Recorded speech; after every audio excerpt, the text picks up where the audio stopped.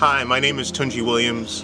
I'm the host of Black Founder Hour, and this week I have the special privilege of getting to interview Shawn Rochester. Shawn Rochester is the author of the critically acclaimed book, The Black Tax: The Cost of Being Black in America. He's also the newly appointed Chief Executive Officer and Chairman of the $100 million SPAC, MEOA. His pure purpose there is to focus on merging with excellently run companies owned by minorities. I get to have a really enlightening chat with Mr. Rochester about his career, his path from traditional corporate strategy and M&A into a fulfilling crusade to make the biggest corporations and the leaders of the world and the countries we live in aware of the economic value of the Black community globally. I really enjoy this conversation with Mr. Rochester. I always learn so much any chance I have to speak with him.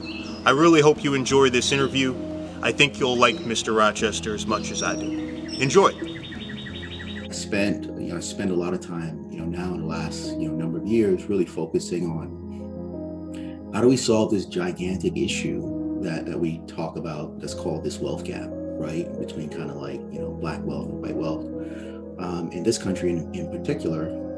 And what are the strategies and mechanisms and framework that really needs to be put in place to do that? And what's the level of understanding? Like, how do you get people to actually see the problem and the enormity of it and to see it in context, right? So, and that's, what I talked about like in a presentation. And, as you know, I've written a book called The Black Tax, where I've quantified the financial cost of discrimination, past and present, for Black people in America, and really look at things from a quantitative perspective, right? It's not how I feel about stuff. It's not what I believe is going on and all this kind of stuff.